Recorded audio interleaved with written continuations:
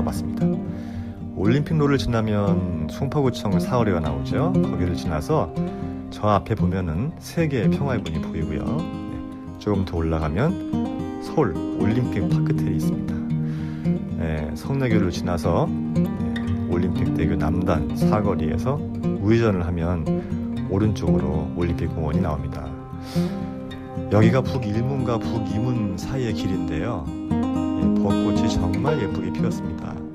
너무 예뻐서 바이크 속도를 최대한 늦추고 달려도 제대로 보기가 힘들어요. 그래서 결국은 북이문 근처에 이 바이크를 좀 세우고요. 걸어서 성내천 쪽으로 좀 올라가 보기로 했습니다. 바이크 세웠죠. 올라가 보니까 야, 정말 이런 장면을 보고 꽃대골이라고 하는 게 아닌가 라는 생각이 들었어요. 이 세월이 흐를수록 꽃이 더 아름답게 느껴지는 이유가 뭘까요?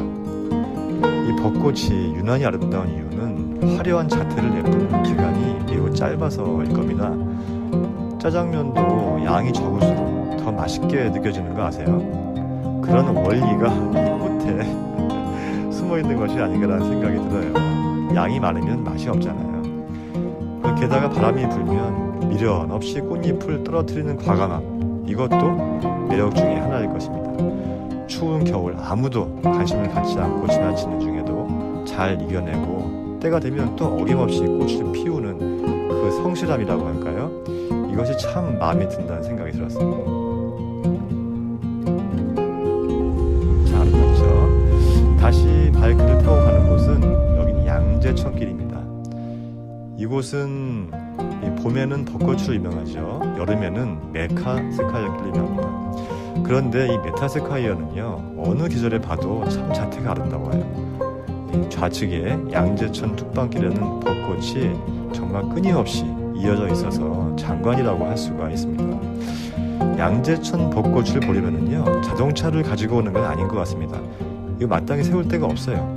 그런데 이 바이크는 잘 찾아보면 적당히 세울 수 있는 공간이 있어서 차보다는 훨씬 낫고요. 역시 가장 좋은 거는 걸어서 다니는 것이 제일 좋습니다. 저도 양재천 벚꽃을 제대로 보기 위해서 양재 시민의 숲 근처 융봉길 기념관 그쪽으로 바이크를 향했어요. 강남대로를 지나서 오른쪽으로 돌면 양재 시민의 숲이 나옵니다. 그렇죠? 그럼 잠시 후에 제가 이 근처에서 봄 이야기를 더 해보겠습니다.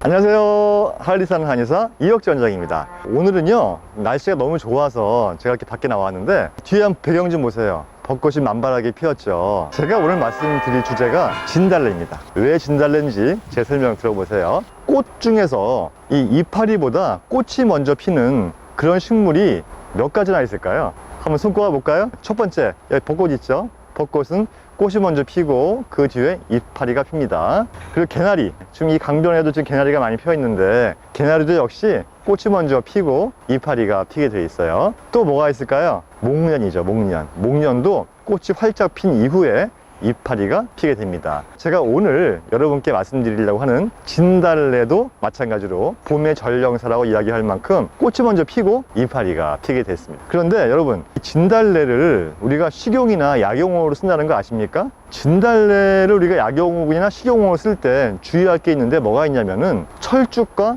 구분을 해야 되는 거예요. 물론 아시는 분들은 꽃의 모양만 봐도 철쭉과 진달래를 바로 구분을 해낼 수 있는데요, 잘 모르시는 분들은 헷갈려 하시는 분들이 많은 것 같아요. 이게 진달래의 철쭉이에요, 이런 말 많이 들었거든요. 지금 제 설명을 들으시면은 바로 보면 알 수 있는 방법이 있어요. 뭐냐면 진달래는 꽃이 먼저 피고 이파리가 피어요. 그런데 철쭉은요, 이파리와 꽃이 동시에 같이 핍니다. 오히려 이파리가 더 먼저 피는 경우도 있고요. 꽃만 이렇게 나와 있다면 진달래고요, 이파리와 꽃이 같이 무성하게 나와 있다면 이것은 철쭉이라고 보시면 됩니다.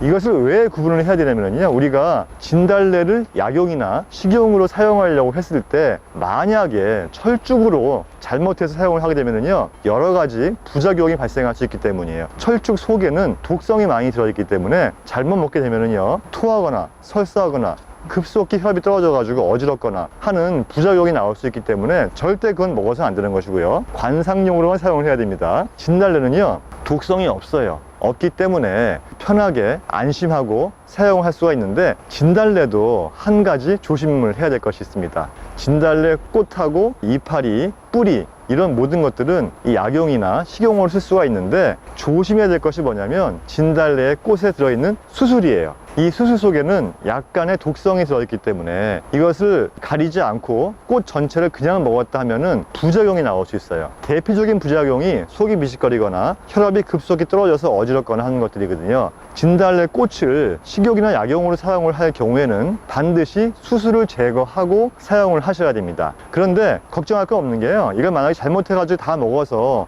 뭐 어지럽고 메스껍고 한 증상이 있다 할 때는요, 안 먹으면 좋아져요. 시간이 지날수록 우리 몸에 자정작용에 의해서 자연히 원상태로 가기 때문에 큰 걱정은 하지 않으셔도 됩니다. 제가 그럼 지금부터 구체적으로 진달래 부위별로 어떤 효능이 있는가를 설명을 드릴게요. 진달래 꽃은 혈압 강화시키는 그 능력이 있어요. 이 진달래 꽃을 잘 말려서 차와 같은 형태를 마시게 되면요, 평상시에 혈압이 높아서 고생하시는 분들에게 도움을 줄 수 있는 방법이 될 수가 있습니다. 그리고 기관지에 좋아요. 봄철에 미세먼지 때문에 기관지가 힘드신 분들이 있죠. 진달래 차 너무 좋습니다. 진달래 꽃은요, 코피가 나거나 잇몸이 약해서 잇몸이 흔들리거나 또 잇몸이 아프거나 또 이빨이 아프거나 할 때 있죠. 이럴 때 코피와 치통을 다스리는데도 도움을 주기 때문에 활용도가 매우 많다고 할 수가 있겠죠.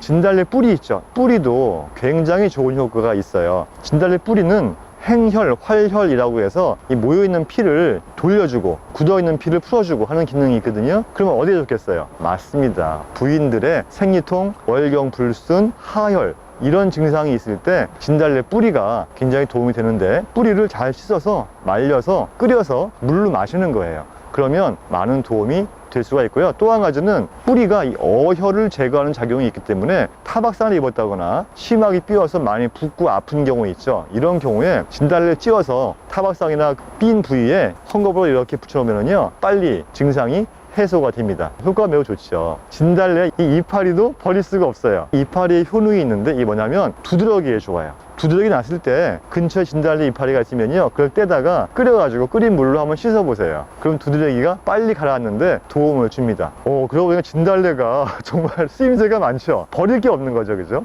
이파리부터 해서 뿌리부터 꽃까지 버릴 데가 없는 게 바로 진달래예요.